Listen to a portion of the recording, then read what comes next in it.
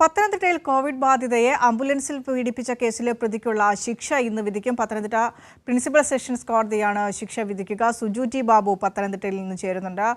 Suju, good morning.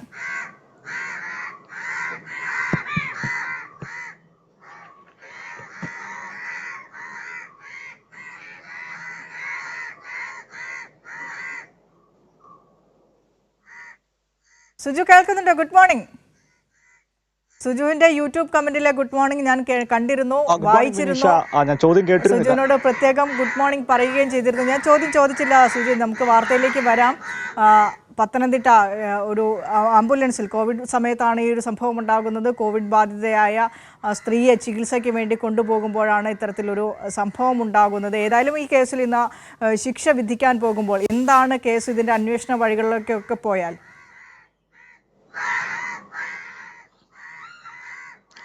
Vineesha, സമൂഹ മനസാക്ഷി ഞെട്ടിച്ചൊരു സംഭവമാണ്. നമ്മൾ ഇത് പറയുമ്പോൾ പോലും എല്ലാ ബലാത്സംഗവും ക്രൂരമാണ്. ചെറിയ ബലാത്സംഗമെന്നോ വലിയ ബലാത്സംഗമെന്നൊന്നും തന്നെയില്ല. എല്ലാ പീഡനവും, എല്ലാ ഹിംസയും ഹിംസ തന്നെയാണ്, ക്രൂരമാണ്. എന്നിരുന്നാൽ പോലും 2020 സെപ്റ്റംബർ 5 നമുക്കറിയാം, കോവിഡ് മുമ്പിൽ കേരളം ഉൾപ്പെടെ ലോകം വിറങ്ങലിച്ച് നിൽക്കുമ്പോൾ, ലോകത്തിന്റെ മാതൃകയായി കേരളം തുടരുമ്പോഴാണ് ഇത്തരത്തിൽ ഒരിക്കലും സംഭവിക്കാൻ പാടില്ലാത്തൊരു സംഭവം പത്തനംതിട്ട ആറന്മുളയിൽ നടക്കുന്ന കോവിഡ് ബാധിതയായ യുവതിയെ ആംബുലൻസ് ഡ്രൈവർ ആംബുലൻസിൽ അദ്ദേഹം ഈ പ്രതി കോവിഡ് സെന്ററിലെ കോവിഡ് ആശുപത്രിയിലേക്ക് കൊണ്ടുവന്ന വഴിമധ്യേ അത് ആറന്മുളയിൽ എത്തുമ്പോൾ ഒരു ആളൊഴിഞ്ഞ പറമ്പിൽ വെച്ച് ലൈംഗികമായി പീഡിപ്പിക്കുകയായിരുന്നു. അങ്ങനെയാണ് ഈ സംഭവം നടക്കുന്നത് 2020 സെപ്റ്റംബർ 5. പിന്നീട് ഇപ്പോൾ 5 വർഷങ്ങൾക്ക് ശേഷം കേസിൽ വിധി വരികയാണ്. അതിൽ ശിക്ഷാവിധി ഇന്നുണ്ടാകും. ഇന്നലെ പ്രതി ആലപ്പുഴ കായംകുളം സ്വദേശിയായ നൗഫൽ കുറ്റക്കാരനെന്ന് കോടതി കണ്ടെത്തുകയും ചെയ്തിരുന്നു.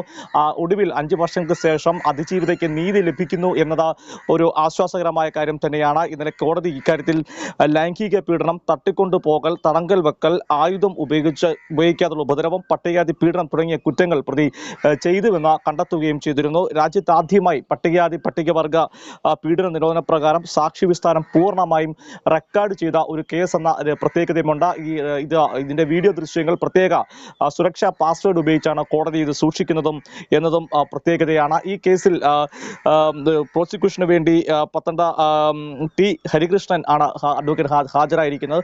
മറ്റു പ്രധാനപ്പെട്ട കാര്യം, ഈ കേസിൽ തെളിവായി തന്നെ പെൺകുട്ടി തന്നെ ഈ പീഡനത്തിനിരയായ പെൺകുട്ടിയോട് ഈ പ്രതി നൗഫൽ മാപ്പ് അപേക്ഷിക്കുന്ന കാര്യങ്ങൾ അത് മൊബൈലിൽ ചിത്രീകരിക്കുകയും പിന്നീട് പെൺകുട്ടി തന്നെയാണ് ഇത് കോവിഡ് സെന്ററിലെത്തിയപ്പോൾ ഇങ്ങനൊരു പീഡനം നടന്നുവെന്ന് പോലീസ് പരാതിയായി പറയുന്നതും ഈ തെളിവ് ഹാജരാക്കുകയും ചെയ്തിരുന്നു. അങ്ങനെ ഈ പ്രധാന കേസിലെ പ്രധാന തെളിവായി മാറുകയും ചെയ്തു. അതിനോടൊപ്പം തന്നെ DNA പരിശോധന, ആംബുലൻസിന്റെ ലൊക്കേഷൻ തുടങ്ങിയ നിരവധി കാര്യങ്ങൾ പരിശോധിച്ച് കേസിൽ 55 സാക്ഷികളെ പ്രോസിക്യൂഷൻ വിസ്തീകരിച്ചു. 83 രേഖയും 12 തുണ്ടിമുതലുകളുമാണ് ഹാജരാക്കിയത്. ഇതിലെ ഈ വിചാരണ സമയത്തും അതിദാരുണമായൊരു സംഭവം നടന്നിരുന്നു.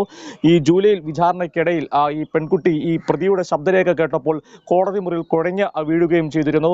വിനിഷ, ഞാൻ പറഞ്ഞു തുടങ്ങിയതിലേക്ക് തന്നെ എത്തുമ്പോൾ സമൂഹ മനസാക്ഷിയെ ഞെട്ടിച്ച ഒരു സംഭവം തന്നെയാണ്. നമുക്കറിയാം, കോവിഡ് കാലമായതുകൊണ്ടായിരിക്കാം, അതുകൊണ്ട് തന്നെയാണ് ആ പെൺകുട്ടി ആംബുലൻസിൽ തനിച്ച് യാത്ര ചെയ്യേണ്ട ഒരു സാഹചര്യം ഉണ്ടായത്. അല്ലെങ്കിൽ ആംബുലൻസിൽ ബന്ധുക്കളൊക്കെ ഒപ്പം, നമുക്കറിയാം ഇത്തരം സംഭവങ്ങളൊക്കെ ഉണ്ടാകുമ്പോൾ കൂടെ യാത്ര ചെയ്യുന്നത്. അവിടെ ആശ്വാസം പകരേണ്ട ഒരു ആരോഗ്യ പ്രവർത്തകൻ, നമുക്ക് 108 ആംബുലൻസ് ഡ്രൈവറാണ് സാധാരണ കോവിഡ് കാലഘട്ടത്തിൽ ഏറ്റവും മാതൃകരമായി 108 ആംബുലൻസ് ഡ്രൈവർ, മറ്റ് ആംബുലൻസ് ഡ്രൈവർമാർ, കോവിഡ് ബ്രിഗേഡിയർ ഒക്കെ പ്രവർത്തിച്ച ഒരു ഘട്ടമുണ്ട്. പലരും കോവിഡ് രോഗികളുടെ അടുത്തെത്താൻ പോലും മടി കാട്ടുമ്പോൾ ഇത്തരം ആളുകൾ അതിലൊന്നും അടികാട്ടാതെ പ്രവർത്തിച്ചപ്പോൾ അവിടെയാണ് കേരളത്തിന് കളങ്കം വരുത്തുന്ന രീതിയിൽ, സാംസ്കാരിക കേരളത്തിന് അപമാനം വരുത്തുന്ന രീതിയിൽ ഒരു ആംബുലൻസ് ഡ്രൈവറായ നൗഫൽ പെരുമാറിയത്. എന്തായാലും കൃത്യമായ അന്ന് ഈ വിഷയം വിവാദമായപ്പോൾ തന്നെ അന്നത്തെ ആരോഗ്യവകുപ്പ് മന്ത്രി KK ശൈലജയും വിവിധ കമ്മീഷനുകളൊക്കെയും ഇടപെടുകയും പെൺകുട്ടിക്ക് നീതിപൂർവമായ തന്നെ നീതി ലഭിക്കുമെന്ന് അന്ന് തന്നെ എല്ലാവരും തന്നെ പ്രഖ്യാപിച്ചതാണ്. ഇപ്പോൾ 5 വർഷങ്ങൾക്ക് ശേഷം ഇന്ന് വിധി വരികയാണ്, ശിക്ഷാവിധി വരികയാണ്. ഇന്നലെ കുറ്റക്കാരെന്ന കണ്ടെത്തിലൂടെ തന്നെ അതിജീവിതയ്ക്ക് നീതി കിട്ടുന്നു എന്ന സൂചന നമുക്ക് ലഭിക്കുകയാണ്. ഇനി അറിയാനുള്ളത് ഈ പരമാവധി ശിക്ഷ, അതായത് ഈ കേസുകളിൽ, ഈ ബലാത്സംഗം ഉൾപ്പെടെ കേസുകളിലൊക്കെ പരമാവധി അതിന് എത്രമാണോ കാലാവധിയാണോ അത് കിട്ടുമെന്ന പ്രതീക്ഷയിലാണ് പ്രോസിക്യൂഷനുള്ള. വിധി വന്ന ശേഷം മാത്രമേ അതിജീവിതയ്ക്ക് എത്രത്തോളം നീതി ലഭിച്ചു എന്ന് കൂടി നമുക്ക് പറയാൻ സാധിക്കുകയുള്ളൂ. വിനീഷ.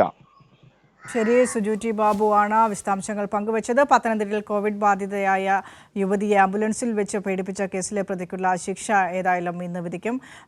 2020 സെപ്റ്റംബർ 5-നായിരുന്നു ഇത്തരത്തിൽ കേസിനാസ്പദമായ സംഭവം എന്ന് പറയുന്നത്.